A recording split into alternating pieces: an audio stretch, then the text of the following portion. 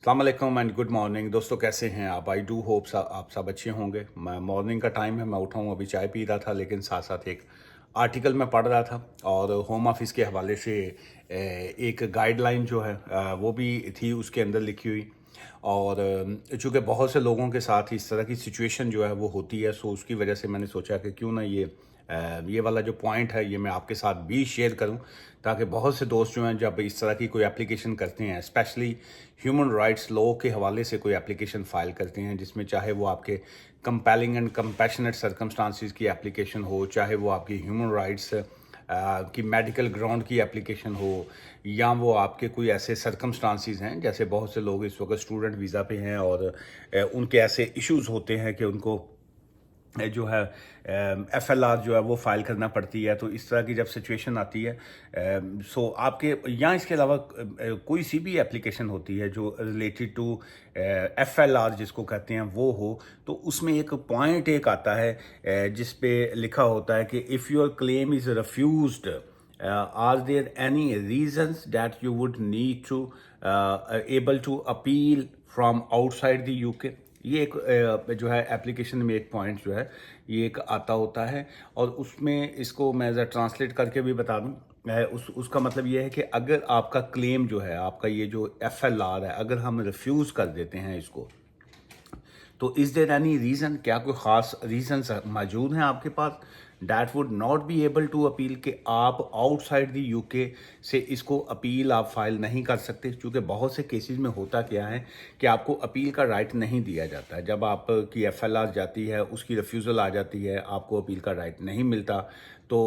उसकी बेस के ऊपर आप को यहाँ कहा जाता है कि जी आप कंट्री लीव कर जाएं। तो फिर यहाँ ये होता है कि जी कि आपको हम राइट ऑफ अपील दे रहे हैं, लेकिन आपको कंट्री लीव करना होगा, और फिर आप आउटसाइड दी कंट्री जो है एप्लीकेशन को जो है वो फाइल कर सकते हैं, अपील जो है वो कर सकते हैं। अच्छा, ये किन बेसिस के ऊपर होता है? उसमें होता है कि जी कि आपका आपका जो क्लेम है इस फाउंड एज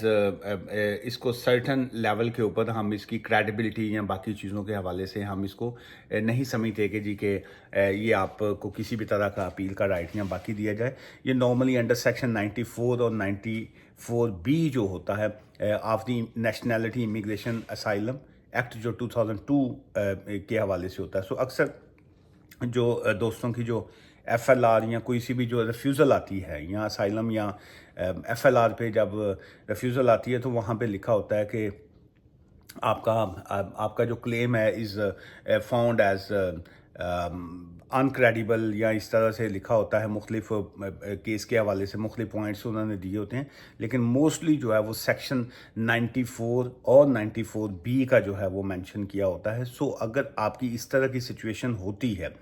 जो हो सकती है, सो इसलिए ये कहना कि जी कि ये वो ऐसा उन्होंने कर दिया है तो अब हमें क्या करें, सो उसके लिए मैं यही यही जो आज की इस वीडियो का मकसद भी यही है कि जिस वक्त आप एफएलआर को फाइल करते हैं या ह्यूमन राइट्स क्लेम आपने फाइल किया, स्टिल फैसला सेम आ सकता है, इसमें कोई डाउट नहीं है कि वो स्टिल 94 94B के तहत जो है वो लिख सकते हैं कि जी के हम आपको राइट ऑफ अपील नहीं दे रहे हैं, या आपका क्लेम जो है उसको हम सर्टन लेवल का जो है वो क्रेडिबल नहीं कह रहे हैं। लेकिन इसके बावजूद लेकिन आपकी जो रिस्पॉन्सिबिलिटी बनती है कि जिस वक्त ये वाला सेक्शन आता है, सो इसको मैं टर्न करके तो वो आपको स्क्रीन पे भी थोड़ा दिखा देता हूँ पहले, ताकि इसके बाद जो है इस पॉइंट के ऊपर मज़ीद मैं आपको तफसील देता हूँ। अच्छा, ये देखिए, ये जो बॉटम वाली लाइन अगर आप देखेंगे, इसमें लिखा हुआ है कि if your claim is refused और एनी अदर रीज़न जो है, सो यहाँ पे अगर आप नो करते हैं तो ऑब्वियसली ये जो एप्लीकेशन फॉर्म होता है ये आगे चल पड़ता है, आगे कंटिन्यू आप इसको फिल कर सकते हैं। लेकिन जब आप इसको यस करेंगे, तो फिर यस के बाद जो है आपको फिर यहाँ पे उसकी डिटेल्स देनी होती है, क्योंकि ये ऊपर अगर आप देखेंगे तो ये यहाँ पे लिखा हुआ है 94 एंड 94B जो है। इसी के हवाले से मैं ये समझता हूँ कि जब आप इस तरह का कोई भी क्लेम करते हैं, तो फिर उसके बाद आप उसको यस कीजिए, और फिर उसके बाद एक जो बॉक्स ओपन होता है, वहाँ पे आपको अपनी जो भी आपकी सर्कमस्टांसिस होते हैं, जो भी आपकी डिटेल्स होती है कि आप किस वजह से आपके हेल्थ के इश्यूज़ हैं, आप बाहर नहीं जा सकते, आप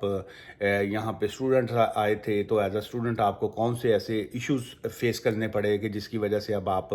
को एफएलआर लेनी पड़ रही है, क्या आप کہ سرکمسٹانسز ایسے ہیں کہ آپ مے بی آپ کسی کاز کا ویٹ کر رہے ہیں، یا مے بی آپ اپنا پی ایس ڈبلیو کا ویٹ کر رہے ہیں، یا مے بی آپ کہ فائنانشیل حالات کی وجہ سے ایسی سچویشن آئی، مے بی آپ کا بیک ہوم کوئی فیملی ایشوز ہیں، یا آپ کو کوئی تھریٹ ہے کسی حوالے سے. آرٹیکل اس میں ہم